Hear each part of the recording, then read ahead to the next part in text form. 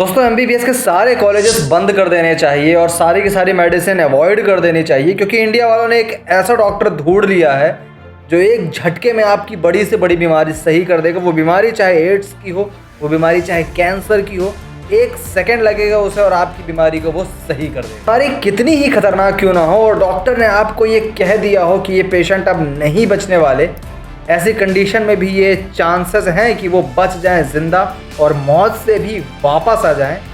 ये चमत्कार है इन डॉक्टर के पास। अब इनके कामों के बारे में इतना कुछ जान ही लिया है दोस्तों, तो आइए इनके नाम के बारे में भी जान लेते हैं और समझ लेते हैं कि मैं किसकी बात कर रहा हूं। ये तेरी बहन बोल नहीं सकती थी? नहीं बोल सकती थी। हालेलुया! मेरा यीशु यीशु मेरा यीशु यीशु। हाँ बेटे, अभी क्या हुआ? अभी क्या हुआ? बोलने लगे। मेरा यीशु यीशु मेरा यीशु यीशु मेरा यीशु यीशु मेरा यीशु यीशु।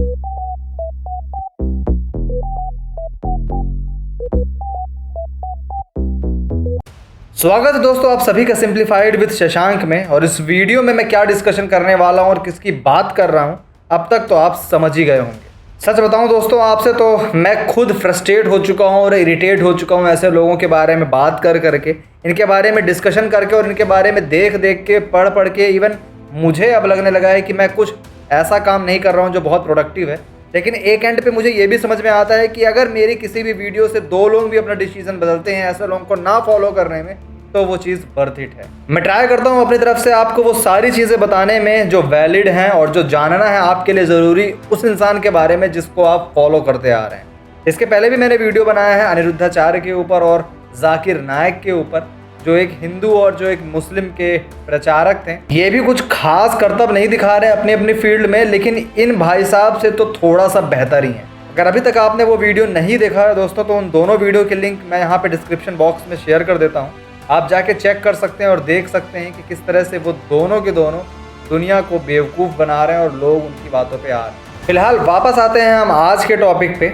सो उन क्लिप्स को देख के आपको ये क्लियर हो गया होगा कि यहाँ पे हम बात करने वाले हैं मेरा यशु के फाउंडर बजिंदर सिंह के बारे में। अब मेरा यशु ही एक ऐसा वीडियो जो इनका बहुत ज़्यादा वायरल हुआ और उसके बाद ही ये हाईलाइट में ज़्यादा आए। लेकिन इसके पहले इन्होंने क्या किया है और किस तरह से लोगों को ठगा है या किस तरह से लोगों को बेवकूफ़ बनाया है, इन सारी चीज़ों के बारे में मैं इस वीडियो में कोशिश करूंगा आपको बताने की। 10 सितंबर 1982 को हरियाणा के यमुनानगर में जन्म होता है बजिंदर सिंह का। एक मिडिल क्लास हिंदू फैमिली के यहाँ बॉर्न होते हैं। बचपन से ये हिंदू थे। मैकेनिकल इंजीनियरिंग की है इन्होंने इंजीनियरिंग कॉलेज ऑफ हरियाणा से, और उसके बाद इन्होंने एक जॉब पकड़ ली लोगों को बेवकूफ़ बनाने की और लगातार बेवकूफ़ बनाते चले आ रहे हैं। इनके यूट्यूब में इनके पास 32 लाख सब्सक्राइबर हैं और ये कंटिन्यू बढ़ते जा रहे हैं इनके वीडियो के साथ साथ। तो दोस्तों एक हिंदू फैमिली में जन्म लेने के बाद कैसे ये क्रिश्चियनिटी को एक्सेप्ट करते हैं और किस तरह से इस रिलीजन को फॉलो करते हैं, ये कहानी शुरू होती है और एग्जिस्टेंस में आती है तब जब ये मर्डर करके जेल जाते हैं। और जेल में ही रहते हुए इनकी मुलाकात होती है एक नेपाली से, जो खुद भी एक प्रीस्ट था, ये यूँ कह लीजिए एक प्रॉफिट था। उसका नाम था शंकर बहादुर और उनके ही गाइडेंस में बजिंदर सिंह ने क्रिश्चियनिटी को एक्सेप्ट किया और जेल के अंदर ही कन्वर्ट हो गए। जेल के अंदर ही ये बाइबल पढ़ते थे, जेल के अंदर ही वो सारी प्रैक्टिस करते थे। और जेल से बाहर आने के बाद पंजाब में जलंधर में कई सारे चर्चेस में जा जाके अपना ज्ञान देते थे और उसके साथ साथ लोगों को भी कन्वर्ट करते थे। इनकी सो कॉल्ड मैजिक की क्लास हर थर्सडे और फ्राइडे को लगती है चर्चेस में, और ये मैजिक क्लास में ये कन्वर्ट करते हैं लोगों को, प्लस छोटी छोटी और बड़ी से बड़ी बीमारी ठीक करने का दावा करते हैं। और आगे मैं आपसे वीडियो क्लिप्स भी शेयर करूँगा जहाँ इन्होंने कुछ वीडियो बनाए हैं ऐसे, जहाँ पे इन्होंने ये दिखाया है कि किस तरह से ये सारी की सारी बीमारियों को ठीक कर सकते हैं बिना किसी मेडिकल हेल्प।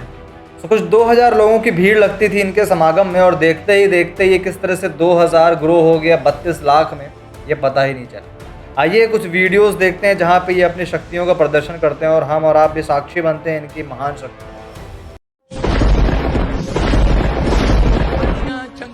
हड्डियां चंगी हो जाए, हड्डियां टूटी हड्डियां चंगी हो जाए, टूटी हड्डियां चंगी हो जाए, टूटी हड्डियां चंगी हो जाए। उतार दे इसको। फ्री फ्री फ्री, जोर से तारीफ करो, जोर से घुमा शाबाश। टूटी हड्डियां जुड़ गई हैं, देखो। फ्रैक्चर था, मांस फटा हुआ, हड्डियां टूटी हुई, और हाथ लेकर आई और अभी सिस्टम में बेटे घुमा, हाथ घुमा, शाबाश घुमा, जोर से खोल दे। चलो, यू आर हील। हाँ चलो चलो चलो चलो, you are heal, you are heal, you are heal. देखो देखो देखो, मिराइकल मिराइकल। शाबाश, खोल दे। सामने सामने सामने मेरी तरफ मेरा कुछ नहीं कर सकता कुछ नहीं नहीं मैं नहीं करना मैं सारे परिवार ਨੂੰ ਫੜਿਆ ਆ बाकी परिवार कितने था बाकी परिवार कहाँ है इसका मेरा कोई 11 साल से चलने में फिरने में प्रॉब्लम। देखो एक्सरे हड्डियों का, ये देखो हड्डियों का। हाँ हाँ, कहाँ से है बेटे, कहाँ से है? मध्य प्रदेश। ठीक होना चाहते हो?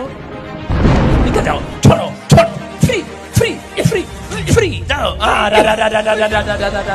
फ्री हो जाओ, फ्री हो जाओ, फ्री हो जाओ, फ्री हो जाओ, छोड़ दे इसके। व्हील चेयर से आजाद हो जाए, वो शराब टूट जाए, फ्री हो जाए, इसकी कमर खुल जाए, जान आ जाए यीशु मसीह नासरी के नाम में, सूखी हड्डियों में जान आ जाए, फ्री हो जाए।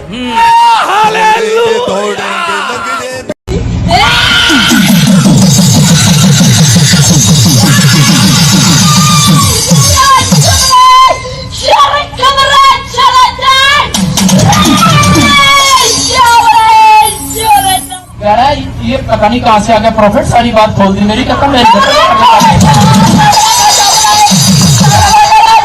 लगा 20 साल से बैठा ओ चिमटे वाले ओ कड़ची वाले, ये कह रहा है मैं वो शोले हूँ, शोले।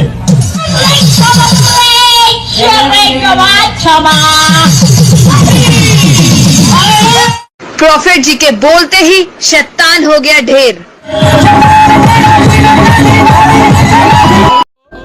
ये माता चल नहीं सकती, फिर नहीं सकती, और कहाँ से आई? अमृतसर से। हाँ बेटे, कब से परेशान हो आप, कब से प्रॉब्लम है? ये 8-10 साल से है। डॉक्टर क्या बोल रहे हैं? कहते कि पानी वाला चर्बी हो गए हैं, ठीक नहीं ना, चल नहीं सकते।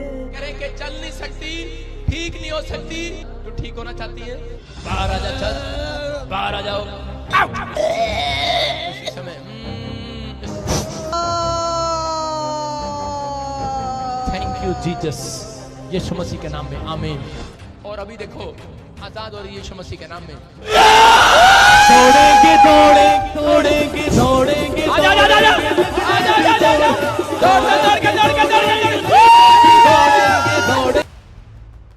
तो देखा दोस्तों आप लोगों ने।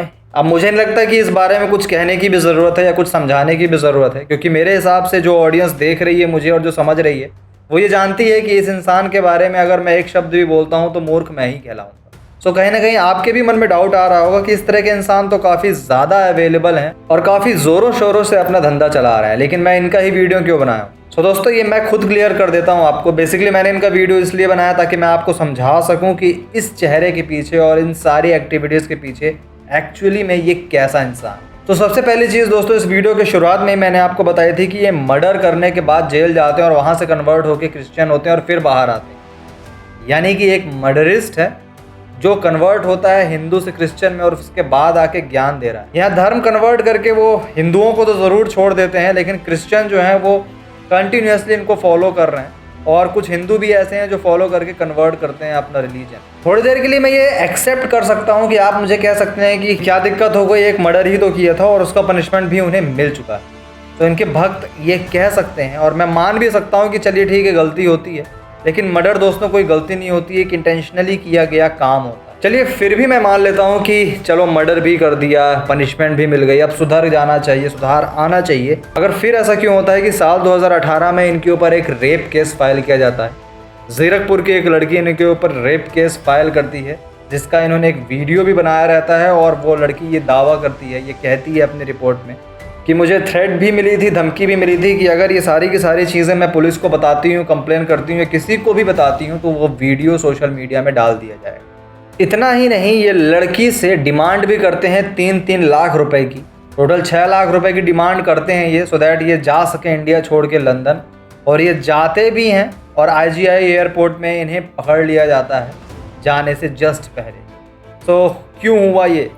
आपकी एक बार ऑलरेडी पनिशमेंट हो चुकी थी, मिल चुकी थी, उसके बाद भी आप नहीं सुधरे, आपने सेकंड क्राइम किया। यहाँ पे आप थमते नहीं हैं, इसके बाद भी आपके और भी क्राइम है, लेकिन पर्टिकुलरली इस क्राइम में ही इनको इतनी सारी धाराओं का सामना करना पड़ता है क्योंकि इन्होंने लड़की के साथ ज़बरदस्ती भी की थी, लड़की को लूटा भी था, उससे पैसे भी डिमांड किए थे, उसके साथ सोशल मीडिया में उसे डिफेम करने की भी कोशिश की थी। तो इन सारी की सारी चीज़ों के साथ साथ इनके ऊपर जो धाराएं लगती हैं वो भी कुछ कम नहीं है। सो धारा 376, 420, 354, 294, 323, 506 ये सारी की सारी धाराएं लगाई जाती हैं इन पर।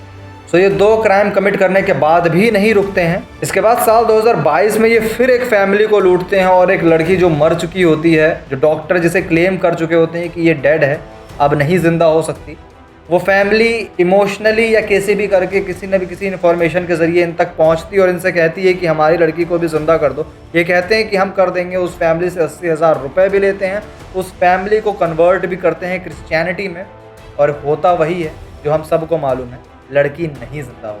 अगस्त 19, 2021 national commission for protection of child right ये भी इनके ऊपर एक आरोप लगाता है और एक लेटर लिखता है चंडीगढ़ के कमिश्नर को, और ये समझाता है और रिक्वेस्ट करता है उनसे कि एक्शन लिया जाए बजिंदर सिंह के खिलाफ, जिन्होंने अपने वीडियो में अपने रिलीजियस कन्वर्जन की एक्टिविटी में एक माइनर बच्चे का यूज़ किया। दोस्तों ये मैं उसी बच्चे की बात कर रहा हूँ जिनका वीडियो देख के हम मीम समझते हैं, हंसते हैं, खेलते हैं, और ये वही बच्चा है जिसके ज़रिए ये वायरल हुए।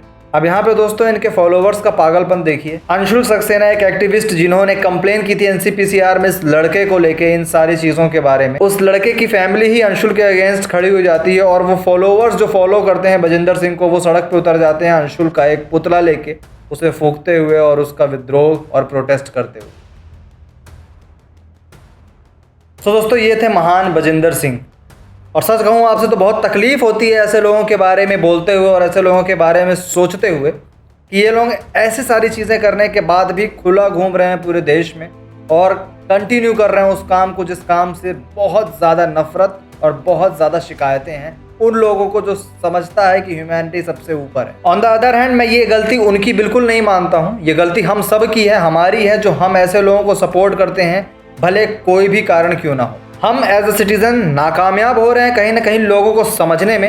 ये समझना 5th क्लास के बच्चे के लिए भी बहुत आसान है कि हड्डी खड़े खड़े नहीं जोड़ी जा सकती। कैंसर एक बीमारी है और HIV एक वायरस है, ना कि कोई भूत प्रेत जिसे आत्मा समझ के भगाया जा सके। लंगड़े को दौड़ा देना, गूंगे को बुलवा देना, बहरे को सुना देना और अंधे को दिखा देना। सेल्स में पूछा गया ये सवाल हमें इलॉजिकल लगता है कि एक गंजे को कंघी बेच कर दिखाओ, लेकिन यहाँ पे ये चीज़ें इलॉजिकल क्यों नहीं लगती हम लोगों को, और जाके इनकी लाइन में खड़े हो जाते हैं इनकी कृपा पाने के लिए और इनकी भीड़ बढ़ाने के लिए, सो दैट वो इंसान जो थोड़ा बहुत भी इमोशनली डिस्टर्ब है, जिसके पास प्रॉब्लम्स हैं, वो भी आ जाए इनके साथ और शामिल हो जाए।